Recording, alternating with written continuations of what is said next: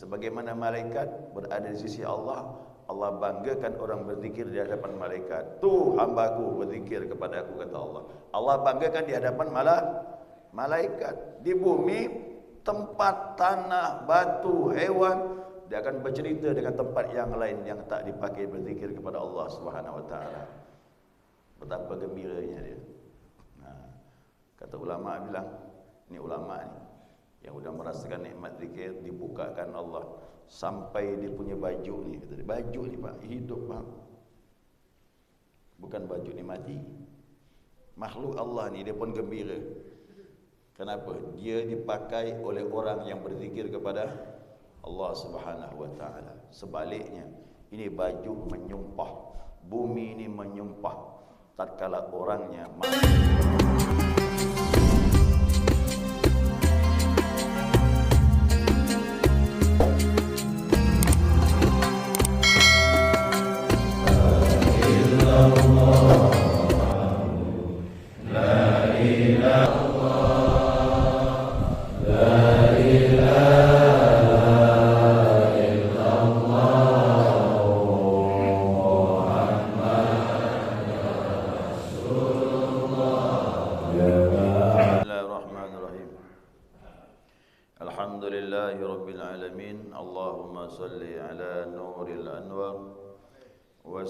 الأسرار وترياك الأغير مفتاح باب اليسار سيدنا ومولانا محمد المختار وآله الأطهار وأصحاب الأخيار عدد نعم الله وإفضاله.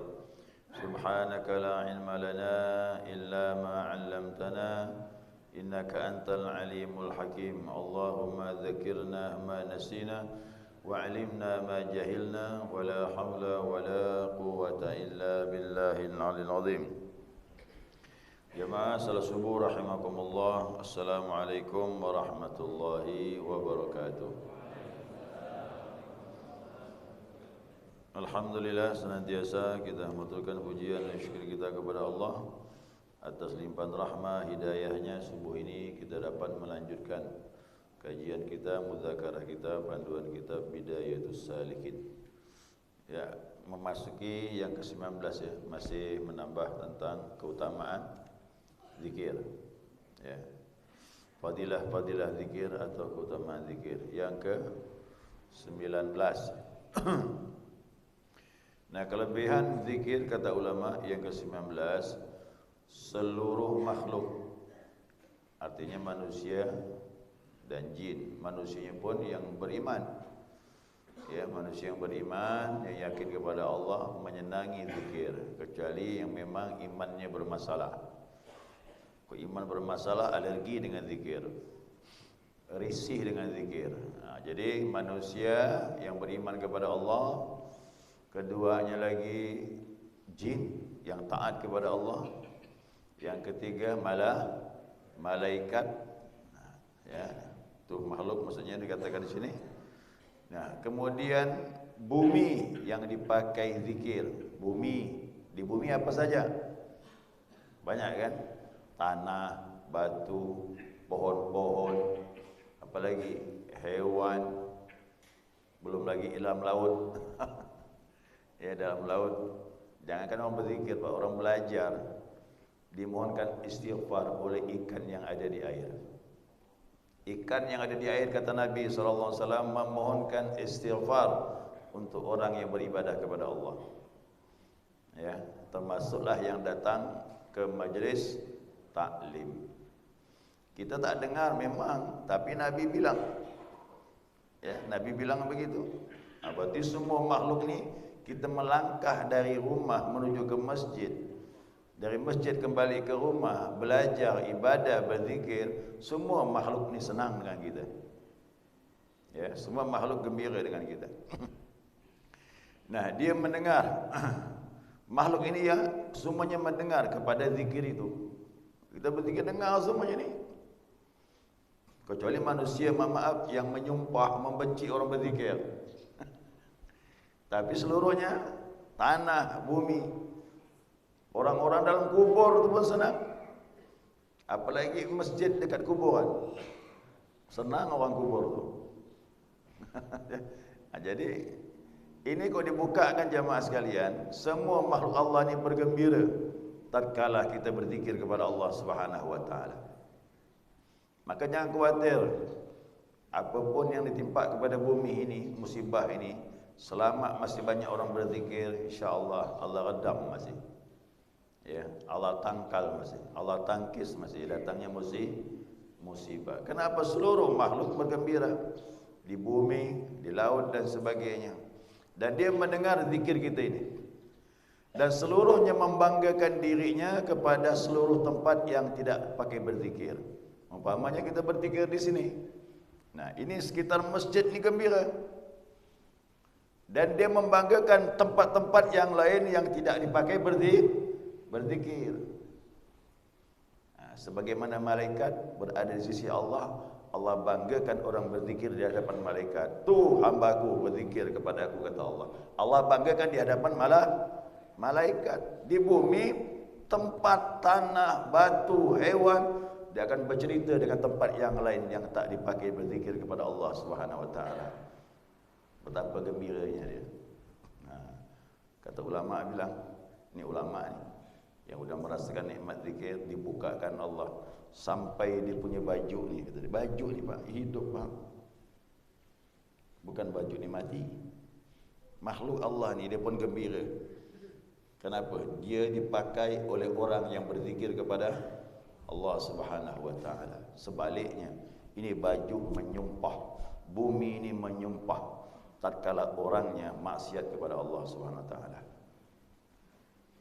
Yang bumi ini bilang, bumi ngomong dengan kita. Itu dia dari hadis Nabi sallallahu alaihi wasallam.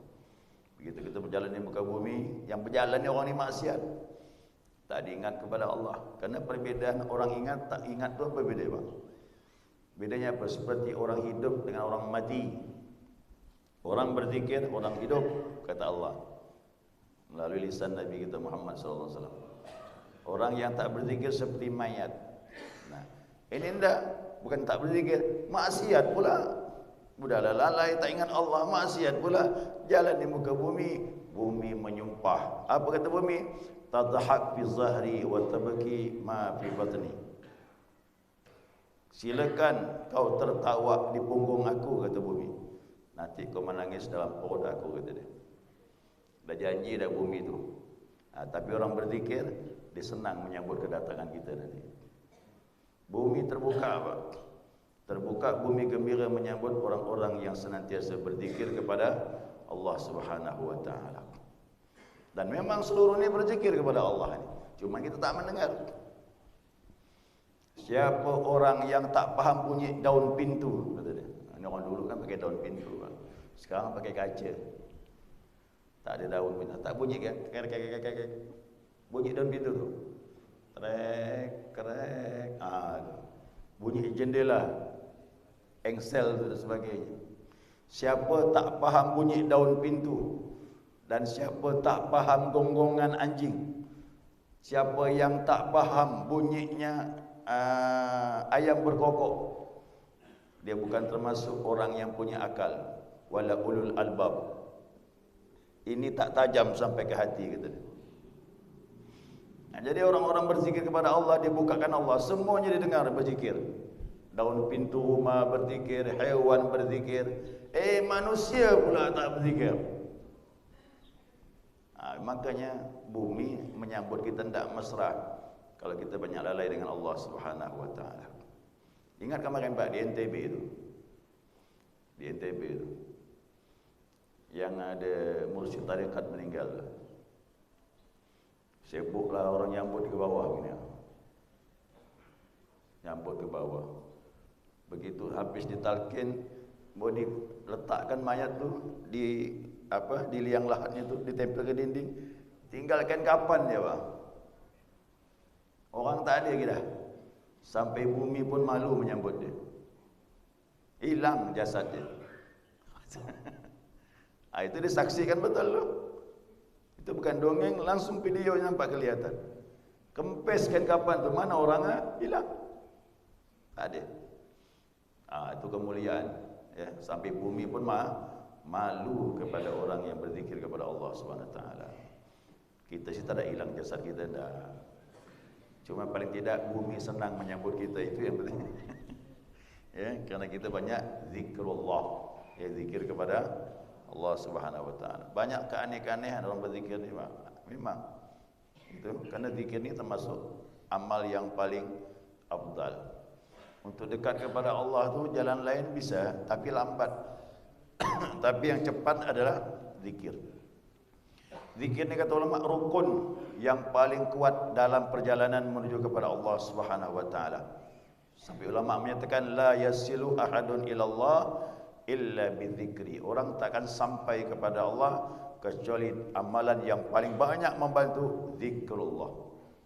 Ya, zikir kepada Allah Subhanahu wa taala. Ya, mudah-mudahan semua alam ini gembira dengan kita ini. Sampai nanti kita meninggal pun gembira dia menyambut kita, insya-Allah, mudah-mudahan. Saya pergi nanam mayat. Dia mayat tu ditanam di dekat sungai. Ada makam dekat sungai. Air pasang betul, Pak. Jadi sejajar tu antara air dengan daratan tingginya. Dia tu ditanam, makam itu tak jauh dari sungai itu, kira-kira adalah 25 meter gitu, pagar kuburan tu. Pas dia ditanam dekat pagar tu lah. Kita berpikir, Pak, takkan mungkin pula tak merembes air tu. Ya, tingginya sama antara air dengan daratan tu. Cuman dia makamnya 20 meter dari sungai itu ada pagar. Dia persis dekat pagar. Yang saya bingung tu sampai ke bawah tu kering. Kering air itu. Masya Allah, saya bilang. Kan akal tak bisa nerima, Pak. Tetap merembes masuk air tu. Macam kemarin lah, saya menanam mayat di Sungai Bangkong tu. Itu bukan lagi, Pak, lubang tu sejajar air tu dengan daratan di atas. Beda sekilannya air dengan daratan itu. Banyaknya air dalam lubang. Ini dekat sungai, air pasang, kering sampai ke bawah. Itu saya berfikir, Masya Allah, ahli zikir memang luar biasa, Pak. Saya kadang-kadang bingung melihat. Banyak kelebihan Allah berikan kepada dia. Kan orang zikir, Pak, ciri-ciri hidupnya tenang dia. Tenang ya dia. Dengki tak ada, hidup bersahaja, walaupun sederhana tak susah. Orang berzikir gitu. Cari hidup itu enak dia, mengarungi hidup ini. Orang susah dia tenang. Itu kalau betul-betul hasil zikir kita dapatkan. Jadi istiqamahlah berzikir. Mudah-mudahan kita dapatkan hasilnya. Ya. Kemudian yang ke 20, lembutnya hati dan khusyuknya ketika berzikir. Hati kita lembut. Apa maksud lembut? Menerima kebenaran. Kalau hati keras, sulit menerima kebenaran. Kemarin kita sampai kan, faqasat qulubuhum min ba'di dzalik fahiya kal hijarah. Hati dia keras, bahkan lebih keras daripada batu. Maka zikir tadi hantam la ilaha illallah. Lama-lama lembutlah dia.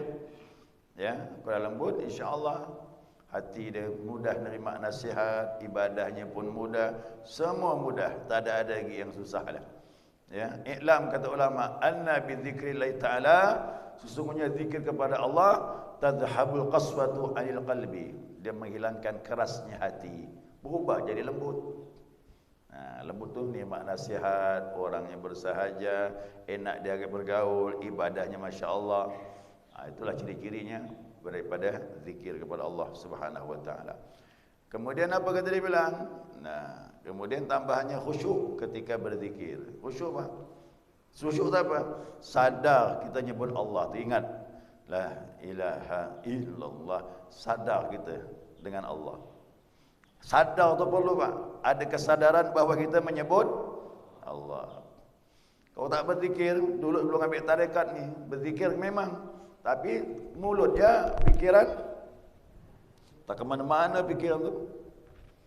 Tapi dengan bertarekat pelan-pelan kita dibawa. Mulut nyebut, hati ingat. Jadi khusyuk hati itu. Jadi tidak jarang orang berzikir, Pak, sedih hati dia, menangis. Makin dia tekan kuat-kuat, makin terasa pilu di hati. Biasa. Dulu Pak Yaakob juga begitu. Dulu saya tak bisa menangis, ngambil zikir menangis. Itulah saya bilang, zikir tu begitu, membuat kita sadar Allah tu ada. Jangan serasakan Allah tak ada. Percaya sama Allah, percaya. Bukan masalah percaya, sadar dah Allah tu ada. Orang berzikir, sadar dia, baru Allah tu ada. Nangis, la ilaha illallah, nangis. Ngaku banyak salah, ngaku macam-macam pengakuan. Baru tahu kita ada Allah. Jadi Allah tu ada, mau dirasakan. Ini tidak cuma percaya saja. Oh percaya banyak, rasakan tu perlu. Zikir tu merasakan adanya Allah Subhanahu wa taala. Kemudian yang ke 21, seluruh keburukan akan dilebur oleh kalimat zikrullah. Ini hadis yang kemarin tu. Ya. Insya-Allah setiap orang berzikir diganti keburukan dengan kebaikan. Diganti dosa diganti dengan pahala oleh Allah Subhanahu wa taala. Coba Bapak Ibu bayangkanlah, Zuhur zikir, Asar zikir, Maghrib zikir, Isya, Subuh, belum lagi zikir khafi. Antara Asar, Zuhur, isi zikir khafi dalam hati, berjalan zikir, duduk zikir. Berganti dah kita, bersalin dah kita tu. Dan maka kata Nabi, apalagi berjamaah ni. Ya, berjamaah kata Nabi SAW, ma min qaumin, tidak ada suatu kaum kata Nabi, ijtama'u yadhkurun Allah Ta'ala, mereka berkumpul untuk berzikir kepada Allah, la yuridu dzalika ila wajhahu, tidaklah diinginkan berzikir kecuali mengharap redha Allah. Maka betulkan, ilahi anta maksudi wa ridhaka. Kalau begini kita berkumpul, zikirnya kena cari redha Allah. Illa nadahum munadin minas sama', dari langit ada panggilan suara, cuma kita tak dengar. Suara ni memanggil kita sedang berzikir tadi itu. Apa suara? Qumu maghfuran lahum, berdirilah kalian semuanya. Kapan berdiri? Nanti kita balik. Berdirilah kalian semuanya, kata suara dari langit. Ya, qad budirat lakum sayiatikum, kalian telah diampunkan oleh Allah dan telah diganti kejelekan menjadi kebaikan, dosa jadi pahala. Setiap berzikir tu, setiap berkumpul, tapi zikirnya ilahi. Jangan cari pahala tak usah khawatir kita, pasti dapat. Jangan cari berkah hidup, berkah pasti dapat. Itu bukan tujuannya. Tujuan kita apa? Ilahi anta maksud. Itu tarekat begitu. Beda dengan zikir-zikir yang lain. Kenapa? Mengikuti hadis Nabi SAW. Jadi nanti kita berdiri beramai-ramai, Allah ampunkan dosa kita, diganti kejelekan dengan kebaikan. Setiap hari berzikir. Apa tak banyak kebaikan kita? Setiap hari kita berzikir kepada Allah Subhanahu wa taala. Kemudian yang terakhir. Ada yang terakhir betul? Yang ke-22, ya, tentram dan damainya hati. Ini kemarin sering disebutkan. Alladzina amanu wa tatmainu qulubuhum bi dzikrillah. Ala bi dzikrillah tatmainul qulub. Orang-orang yang beriman, tentram hati mereka mengingat Allah. Ketahuilah, mengingat Allah itu tentram hati, kata Allah SWT. Inilah resep yang paling mahal. Kita kepengen tenang dalam kehidupan. Siapa tenang di kehidupan ini? Kayalah kita. Orang nanya saya, macam mana orang kaya Pak Ustaz? Kaya itu kata Nabi bukan banyak harta. Kaya itu bukan kerana banyak mengumpulkan benda, tapi kaya hatimu, sejauh mana kau berhubungan dengan Allah. Ala bi dzikrillah tatmainul qulub. Ketahuilah, kata Allah, berzikir hati kau akan tentram. Ini yang kita cari. Ya, orang gelisah kita tentram. Mau meninggal pun tenang saja. Dapat penyakit kita hadapi. Kenapa? Hatinya nyambung dengan Allah. Mudah-mudahan semua kita dapat banyak ni ya. Ada 35 masih. Ini baru yang ke-20, 22. Masih ada berapa lagi? Ini diambil Pak kesimpulan dari Al-Quran dan hadis Nabi sallallahu alaihi wasallam. Ya, saya kira cukup. Ini nambah saja pembahasan kita. Nanti lanjutan yang ke-23. Ya. Ada pertanyaan silakan. Ya. terkait dengan zikir, misal penjelasan ada namanya zikir ini, ya kalau kita zikir mereka ini la ilaha illallah. Namun ada juga yang mengatakan selain dari itu 30 saja penangkan ini juga termasuk zikir. Jadi zikir secara umum serta jelaskan untuk pemahaman apa yang mana zikir khusus, yang mana zikir umum. Bagaimana dengan zikir yang umum kita pakai? Zikir juga. Kita duduk bercerita tentang Allah, zikir juga. Jadi jangan kita harapkan hanya zikir la ilaha illallah, enggak.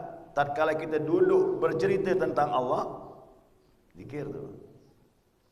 Maka majlis taklim menyebut tentang Allah, zikir juga. Ayo. Nanti kalau kita banyak berzikir kepada Allah, kita akan banyak bercerita tentang Allah. Itu buahnya apa? Coba kita lihat, saya kalau kumpul dengan orang ahli zikir, dia tak mau cerita lain, ceritanya tentang Allah saja maunya itu. Itulah pengaruh zikir tu. Tapi yang hebat pengaruhnya zikir la ilaha, karena la ilaha illallah zikir tauhid. Zikir tauhid mengarahkan kepada Allah fokus. Maka nanti berkisar tentang Allah cerita dia. Mulut bercerita tentang Allah. Sampai Nabi nangis depan sahabat. Kok cerita tentang Allah tu? Kamu tahu takwa kata Nabi? Tidak tahu ya Rasulullah. Takwa itu Allah ditaati. Janganlah kau maksiat dengan dia. Nikmatnya terlalu banyak. Oh, begitu Nabi ngomong nangis depan sahabat. Sahabat juga menangis jadinya. Ayo, siapa yang paling sempurna makrifat kalau bukan Nabi kita Muhammad sallallahu. Bagaimana hubungan Nabi dengan Allah? Tak diragukan. Maka Nabi bercerita tentang Allah. Sahabat kalau duduk dengan Nabi naik iman dia. Kenapa? Nabi cerita tak mau yang lain, cerita Nabi tentang Allah. Begitulah kita duduk dengan guru-guru kita tu. Dia tak mau cerita lain, Pak. Saya pernah arahkan ke lain. Balik ke situ lagi gitu deh. Balik situ lagi deh. Makanya duduk dengan orang ahli zikir tu iman bertambah. Dia mau cerita tentang Allah saja. Itu majlis zikir. Ilmu tasawuf majlis zikir, ilmu fikih pun majlis. Segala apa yang kita duduk mengingat Allah itu namanya majlis zikir. Apakan lagi ramai-ramai la ilaha illallah, la ilaha. Nanti kita akan berkurang, Pak, menceritakan orang berkurang. Ribah berkurang dengan sendiri itu. Namimah hilang. Ngumpat orang lain berkurang, otomatis dia akan bergeser. Itu tak bisa dilatihkan. Kita nak ceramah, ingat jangan namimah, ngomong ya. Nak menggeserkan itu sulit, kecuali hati diisi dengan Allah, baru bergeser dengan sendiri dia itu. Cerita tentang Allah. Saya kok dengan sama guru saya, tenang saya. Dulu saya susah, macam mana ni? Satu sisi nak belajar, ngajar, ekonomi pas-pasan. Dulu gitu, Pak. Ngomong sama guru, susah nampak kau ni? Susah sikit lah. Masalah apa? Sama, masalah ekonomi. Anak udah 3. Sampai saya berhenti merokok, Pak. Dulu saya merokok. Nak belikan susu anak tu. Berhenti saya merokok. Guru bilang tak ada manfaat. Tinggalkan. Guru menghibur kita. Kalau kita menyembah Allah, kata dia, orang tak menyembah yang dikasih sama Allah, kata dia. Apa lagi kau ni menyembah Allah, berzikir sama Allah, takkan mungkin kau dibiarkan Allah. Senangnya hati, Pak, duduk sama guru tu. Cuman kau harus sabar, kata dia. Tak akan mati kita di dunia ini. Kerana rezeki kita dituntun sama Allah. Udah masuk dalam lubang 2x1, baru habis rezeki kau, kata dia. Oh, tenangnya duduk dengan guru. Terhibur kita. Ngaruh lagi hidup ni. Begitulah kehidupan. Makanya duduk sama orang ahli zikir, kita terhibur. Jangan sampai, maaf, itu dakwah. Dakwah luar biasa. Maka saya hendak mengharapkan dakwah di masjid. Dimanapun saya menemani guru-guru, ilmu mengalir. Naik mobil dari Pontianak sampai Singkawang menemani guru, ilmu semua saya dapat tuh dalam mobil. Yang saya tak dapat dalam kitab, dapat dengan omongan dia. Oh, itu luar biasa. Makanya perjalanan kami jauh-jauh itu dengan guru, ilmu dapat, banyak dapat ilmu. Bahkan lebih dahsyat daripada duduk di masjid. Itulah kelebihannya majlis-majlis duduk bersama orang-orang yang berzikir kepada Allah. Nanti arahnya ke sana semua. Itulah yang menguatkan iman kita. Ya, duduk-duduk dengan guru orang-orang yang ahli zikir. Jadi duduk apapun sifatnya dengan Allah namanya majlis zikir. Cuma bagi saya majlis ini yang luar biasa. Tatkala kita duduk menyebut la ilaha illallah. Karena itu zikir tauhid, mengesahkan Allah, membersihkan hati dari segala penyakit. Ya, makanya Pak, kalau ada masalah, jangan datangi orang yang bermasalah kan. Makin tambah masalah. Kalau kita datang dengan orang yang hati tenang, kita pun tenang dibuatnya. Terhibur hati kita itu. Benar. Ya. Maka saya kalau susah-susah telepon guru dulu waktu guru masih hidup. Teleponlah guru. Gini. Jawabnya, dah tenang dah. Terobat hati. Itu obat hati dengan guru. Tapi kalau guru, maaf, cerita dunia, aduh, tak dapat bah. Ada guru-guru yang memang dia ini mohon maaf, jamaah ni ramai dah berapa lama saya ngajar. Dulu jamaah saya 3 orang. 3 orang bah. Saya ngajar tu sampai 7 tahun. 7 tahun ngajar majlis taklim 3 orang murid saya. Lemah agak rasa hati ni kan. Ngadu lagi sama guru. Rasa-rasa nasihat tinggalkan kat tu tu. Guru bilang, kau ni ngajar tu kena siapa, kata dia. Dia bilang gitu. Kau ngajar tu kena siapa, dia bilang. Apa kena orang ramai atau kena Allah? Kena lagi saya tu. Benar juga. Kalau kau ngajar kena Allah, walau satu orang yang datang minta ilmu kau sampaikan, itu berkah, dia bilang. Masya Allah. Itu Pak enak ada guru tu. Guru kalau betul dengan Allah, kita pun diarahkan yang baik. Ini Pak udah lama dah ni belajar ni. Ya kan dah sekian tahun saya ngajar. Dulu saya ngajar cuma 3 orang yang belajar. Itu pun izin dari guru. Ada orang minta ajarkan ni Syekh, macam mana ni? 3 orang ajarkan, kata dia. Ajarkan. Dapat izin, ajarlah. 3 orang. Alhamdulillah jadi 300. Ada 300 ni. Sini saya tak cukup boleh 300. Itu semuanya inayah berkah datang dari Allah. Yang penting kita niat mengajar tu betulkan niat.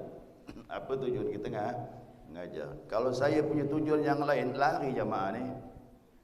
Tak nak bertahan ni Pak, bubar ni. Kalau ada unsur selain Allah, habis. Berkah tercabut, bubar semua dah. Betapa banyak saya melihat majlis taklim bubar. Boleh jadi, maaf ya, boleh jadi kerana salah niat. Ya, kerana salah niat. Ya, innamal a'malu binniat. Makanya saya pun mengajar, maaf, apa yang saya dapat saya ajarkan. Jamaah yang penting duduk saja. Dapat tak dapat bukan urusan saya, urusan kita harus merasa bahawa kita tak ada apa-apa. Yang ajar pun gitu, yang belajar pun begitu. Yang memahamkan Allah saja, bukan kita. Kita tak ada apa-apa. Baik sekali itu Pak ya. Banyak-banyak duduk majlis taklim, majlis zikir. Banyak fadilah keutamaan yang kita dapatkan. Bukan kerana yang ngajar, bukan. Kerana di sini berkumpul malaikat, berkumpul makhluk Allah, rahmat Allah turun. Sebab majlisnya bukan kerana yang ngajar, bukan. Ya. Beda Pak kalau kita di rumah. Kalau kita ke masjid, majlis taklim, berzikir ni beda. Saya merasakan zikir di rumah dengan di masjid lebih dahsyat. Berarti bukan kena orangnya, kena majlis itu memang diberkahi Allah. Yang penting kita ada adab. Ada adab, Allah turunkan berkah kepada kita semua, insya-Allah. Sekira itu Pak ya. Nah, salawat tetap dipakai orang berzikir. Itu pembukanya. Sebagaimana kita berdoa, pembukaan dengan salawat. Ad-du'a mu'alaikum bainas sama'i wal ardi hatta yusalli alayya. Doa tak naik ke atas, tak turun ke bumi, mu'allak, bergantung doa kita ni. Sampai kau berselawat dengan aku. Zikir juga begitu. Jangan mulai zikir kecuali harus salawat. Pertama, Fatihah Nabi. Kedua, istighfar. Kemudian, Allahumma salli ala sayyidina Muhammad wa ala alihi wasallam. Itu Pak, kuncinya tetap salawat. Tidak ada tarekah yang tak berselawat dengan Nabi SAW. Kalau dia tak berselawat, salah jalan dia. Kena pintu kepada Allah lewat pintu Nabi kita Muhammad SAW. Apapun ilmu tidak bisa tanpa salawat. Salat, kau tak ada salawat batal kata Imam Syafi'i. Ya, at-tahiyatul sampai asyhadu an la ilaha illallah wa asyhadu anna Muhammadur Rasul. Allahumma salli ala sayyidina Muhammad sampai fil alamina, baru doa, baru salam. Tak bisa tanpa salawat. Itu pintu Rasulullah kita pakai. Ya, tak ada pintu lain untuk kepada Allah kecuali melalui pintu Nabi kita Muhammad sallallahu alaihi wasallam. Sampai akhirat nanti Pak, kita tak bisa masuk surga kecuali Nabi lo masuk baru kita masuk. Mau ke mana kita ni? Kau tak ikut Nabi. Sampai di akhirat pun Rasulullah pertama kali buka pintu surga. Dalam hadis tu, Nabi masuk, baru umatku masuk kata Rasulullah. Jadi salawat memang tidak boleh tidak, dia harus kita pakai. Cuma di sini zikir lebih banyak daripada salawat. Sekali itu. Subhanakallahumma wa bihamdika asyhadu an la ilaha illa anta astaghfiruka wa atubu ilaik. Allahumma shalli ala Muhammad.